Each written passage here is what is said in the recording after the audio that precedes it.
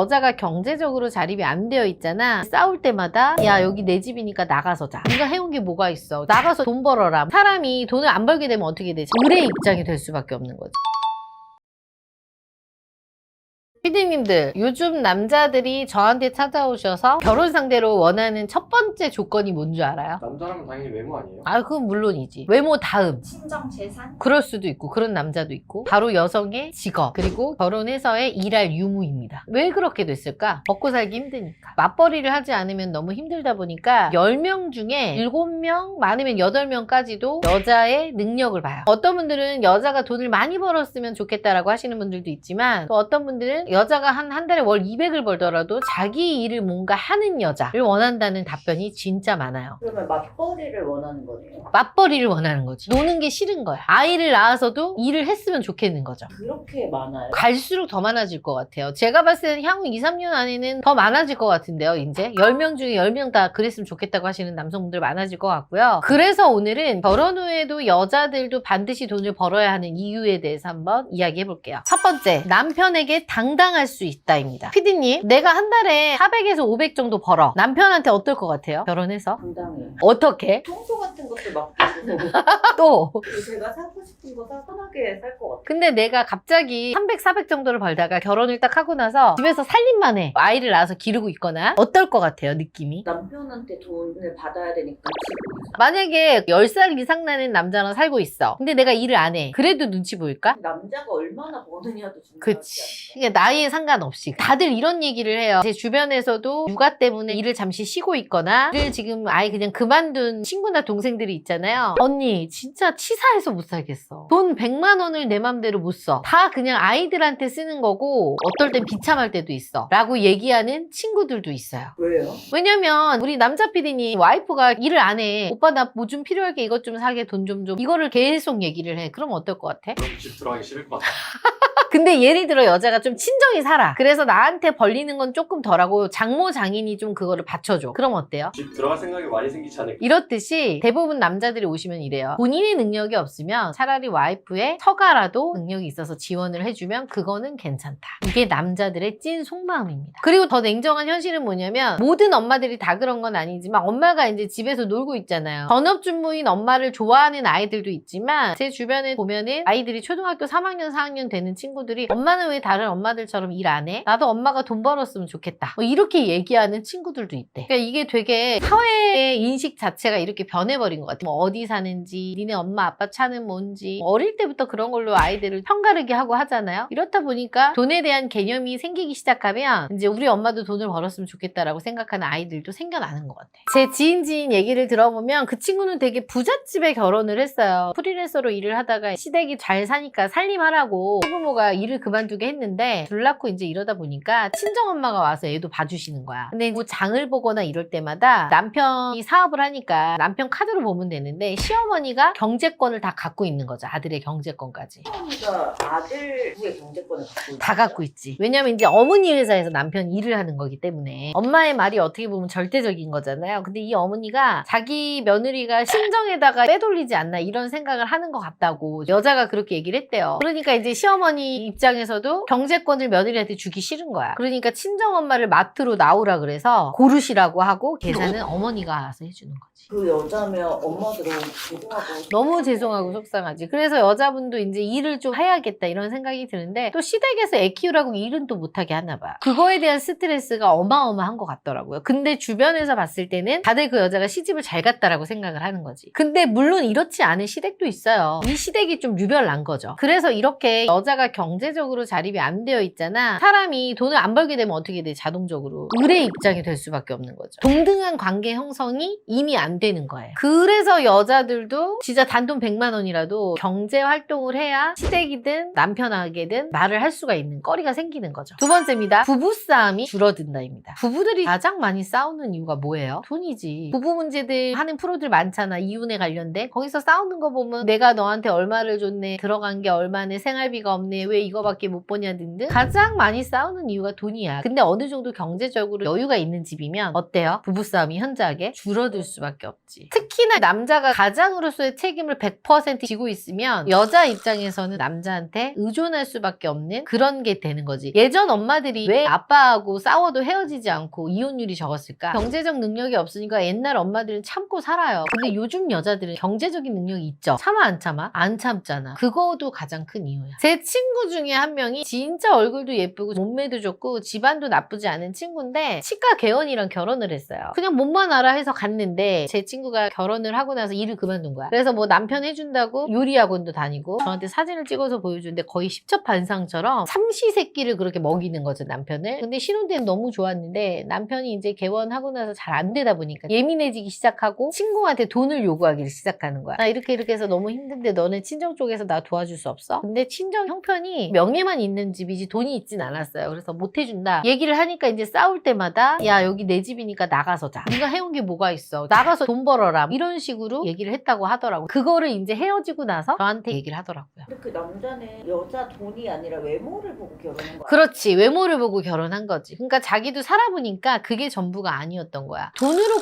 고통받으니까 옆에 있는 와이프가 이뻐요 안 이뻐요? 그러니까 사람인지라 그럴 수도 있는데 이 남자도 어떻게 보면 못된 거지. 마음속으로는 우리 와이프 집이 좀 보태줬으면 좋겠어 라고 생각할 수 있지만 그걸 그렇게 입 밖으로 와이프한테 얘기하는 거는 못된 거죠 사실. 완전 현실이네요. 완전 현실이죠. 완전 현실. 근데 다들 의사한테 시집 가니까 너무 좋겠다라고 부러워했지. 주변 친구들은. 대표님도 맞벌이 하시잖아요. 대표님이 느끼시기에도 맞벌이 하면 실제로 싸움이 덜 하시나요? 아무래도 저는 제가 더 많이 벌잖아요. 그러다 보니까 무슨 얘기하면 내가 그거 해결할게. 가만히 있어봐. 이렇게 얘기를 한다거나 목소리가 좀 클 수밖에 없겠죠. 그래서 아빠들이 일하고 오면 반찬이 이거밖에 없어? 집에서 살림하는 여자가 왜 이런 거야? 그게 저는 예전에는 이해가 안 됐거든요. 근데 이제 살아보니까 돈을 벌게 되면 사람이 조금 그렇게 돼. 어쨌든 부부싸움 좀 덜하다. 그렇죠. 부부싸움은 덜한 거죠. 불만이 좀 더 적지 않을까요? 와이프가 돈을 잘 번다고 해서 싫어할 남자는 단 한 명도 없으니까. 세 번째입니다. 자존감이 높아진다입니다. 돈이 많은 남자들 어때 보여요? 있어 보여. 있어 보이고 또 자신감 있어 없어? 있죠. 그렇다 보니까 본인이 경제활동을 하는 여성분들을 보면 대부분 자존감이 높아 보여요. 그리고 특히 여자분들 같은 경우 내가 수입이 없으면 남편이 완전 부자 아니고 남편이 펑펑 쓰게 하는 거 아닌 이상 나에 대해서 투자하는 게 쉬워 어려워? 어렵지. 그렇기 때문에 여자도 수입이 있어야 나의 관리를 할 수 있고요. 그리고 특히 엄마들 보면 예전에 아빠가 벌어오는 거 엄마한테 써 안 써? 애기들한테 교육비 쓰고 가정에 지출하고 자신을 위한 투자는 점점 아끼게 되고 안 쓰게 되는 거죠. 옷도 잘 안 사고 그러시는 것 같아요. 맞아. 우리들 옷은 다 사주고 남편 옷은 삐까뻔쩍하게 입히는데 엄마들은 그게 여유가 안 되니까 사 입는 것도 좀 덜하고 그러다 보면 점점 어때? 일하는 엄마들하고 차이가 좀 날 수밖에 없죠. 내가 자존감이 떨어지려고 떨어지는 게 아니라 나한테 인색해지잖아. 그러면서 자존감이 조금씩 떨어지게 되는 거죠. 반대로 여자가 단돈 100만 원이라도 벌게 되면 어때? 나를 위해서 조금이라도 투자를 하잖아. 옷을 사 입는다던가 네일을 한 번이라도 한다던가 그죠? 작은 차이지만 이게 다른 거죠. 그리고 특히나 사회생활을 한 여성들과의 대화와 가정에서 살림을 많이 하시는 전업주부의 대화는요 조금 다르긴 해요. 엄마들은 아무래도 집안에서 살림을 하고 아이들하고 지내고 이런 시간이 많다 보니 사회적인 이슈나 이런 게 조금은 사회생활 하시는 분들보다는 멀어질 수밖에 없겠죠. 어떻게 보면 가정을 지키는 엄마의 역할로서만 살아가기 때문에 점점 단절되는 느낌을 받을 수 있죠. 그래서 가장 중요한 건 뭐냐면 돈의 크기도 중요하지만 내 힘으로 어느 정도 돈을 벌고 거기에 대해서 만족감을 느끼고 그게 바로 자신감이 자존감으로 이어지는 거니까. 그리고 이제 사회에서 내가 경제활동을 한다는 것 자체가 내 생계수단도 되지만 이것뿐만 아니라 자신의 가치를 인정받고 자아실현을 할 수 있는 좋은 기회인 것 같기도 해요. 그래서 경제적 자리뿐만 아니라 자기 자신을 위해서 단 몇 시간이라도 사회생활은 꾸준하게 하는 것이 맞다라고 봐요.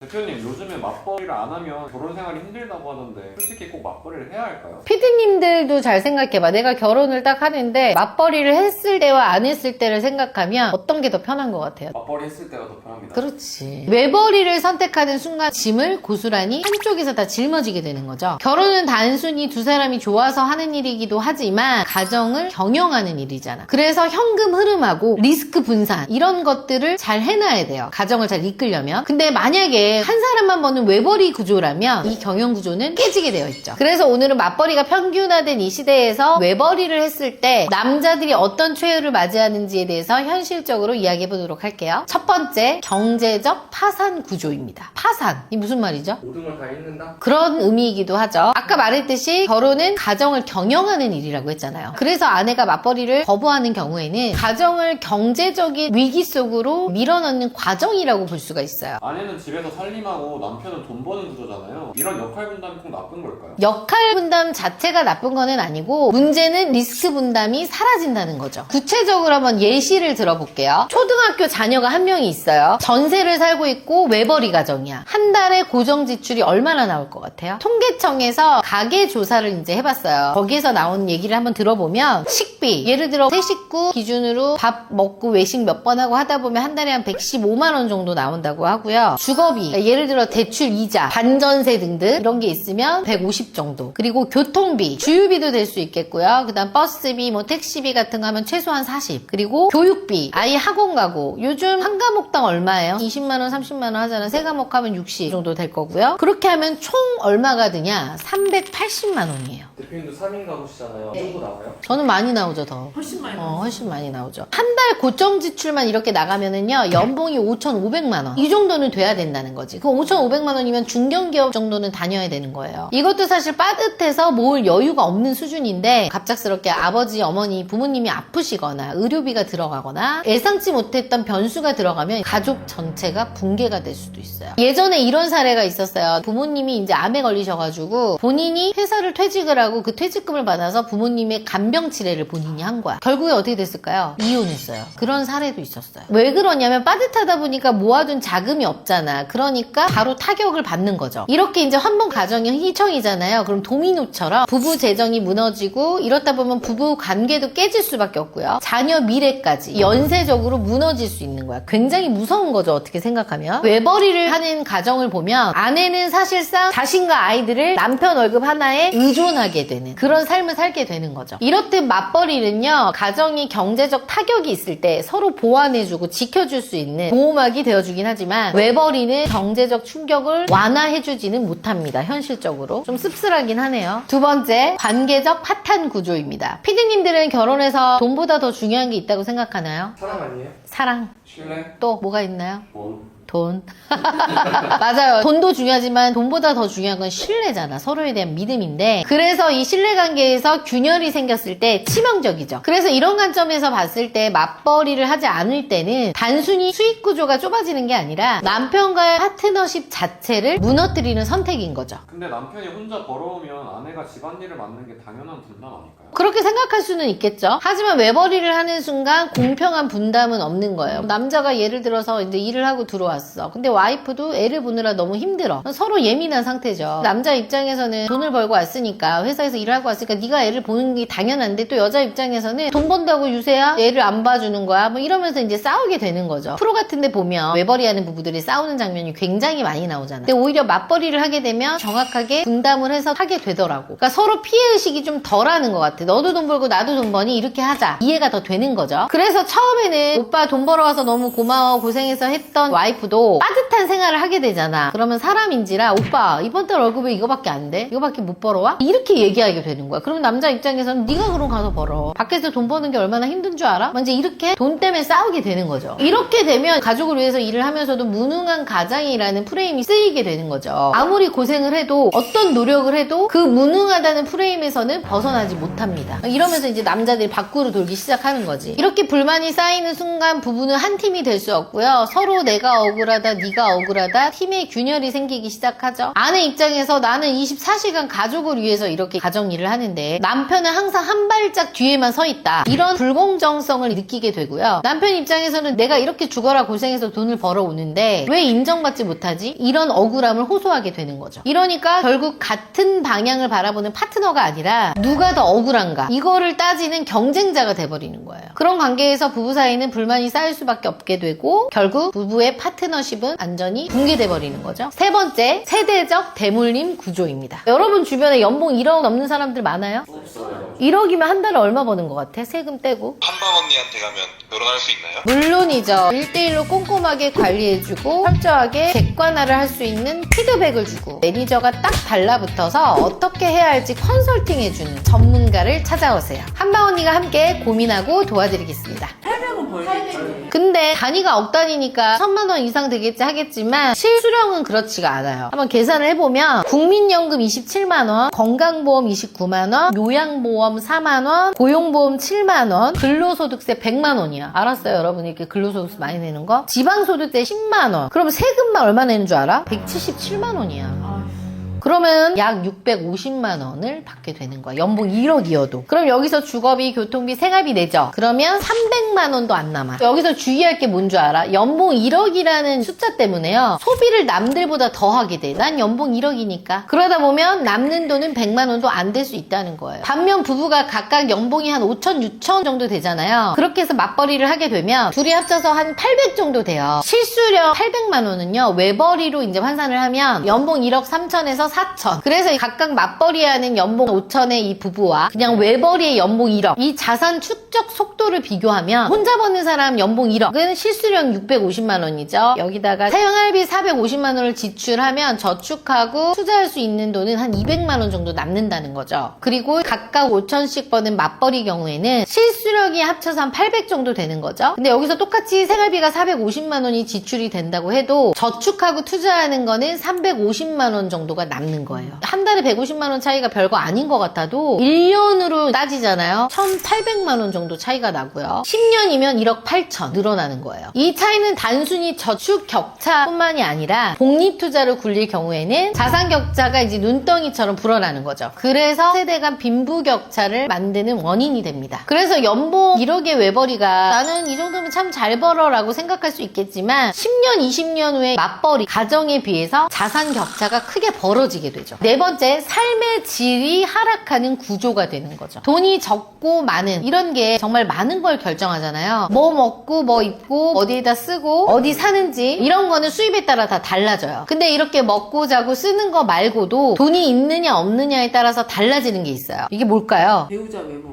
바로 자녀 교육의 기회잖아. 예를 들어서 돈이 조금 있는 집은 자녀를 위해서 여러 가지를 가르칠 수 있어요. 음악부터 미술, 체육 다 가르칠 수가 있는데 그렇지 않은 집은 딱 할 수 있는 게 한정적이죠. 영어만 한다거나 수학만 한다거나 골고루 이제 자녀의 교육 기회가 없어지는 거지. 그러면 부모는 어떤 생각을 하냐면 우리 아이가 사회에서 좀 밀렸다. 다른 또래들에 비해서 교육적 혜택을 못 받고 있구나. 이런 생각을 하게 되는 거죠. 이렇게 외벌이 가정은 자녀 교육비도 부담스러운데 부부의 노후까지 준비할 여력이 있을까요? 맞벌이는 외벌이하고는 다르게 국민연금, 퇴직연금 이런 게 이제 2인분으로 쌓이게 되는 거잖아요. 그래서 개인연금이나 노후자금을 마련할 여유가 그나마 더 낫죠. 하지만 외벌이는 연금 같은 경우도 한 사람으로 치우치잖아. 그러니까 아무래도 맞벌이보다 힘들겠죠. 그래서 외벌이는 현재만 불안한 게 아니에요. 아이의 미래, 부모의 노후 이거를 동시에 위협받는 구조고요. 아예 그냥 외벌이를 할 거면 한 2, 3천 그냥 확 벌어버려야 보완이 될 수 있는 것 같아요. 그래서 단순히 지금 힘든 수준이 아니라 가족 전체의 삶의 질이 장기적으로 무너지는 거죠. 오늘은 맞벌이를 안 하는 남편들이 맞이하는 최후에 대해서 한번 이야기해봤는데요. 우리 PD님들은 이런데도 외벌이를 할 건가요? 무조건 맞벌이 해야 될 것 같아요. 요새는 그래요. 요새는 진짜 외벌이해서는 살기 힘든 시대예요. 물가도 너무 비싸고. 그래서 결국 맞벌이는 단순히 돈을 더 버는 게 아니에요. 서로 부담을 나누고 든든하게 등대가 되어주는 그런 역할을 하는 거고요. 내가 힘들 때는 배우자가 힘들 때는 또 내가 이렇게 서로에게 쿠션이 되어줄 수 있는 이 믿음이 굉장히 중요한 거죠. 그래서 그 믿음이 있을 때 가정은 오래오래 지켜질 수 있습니다.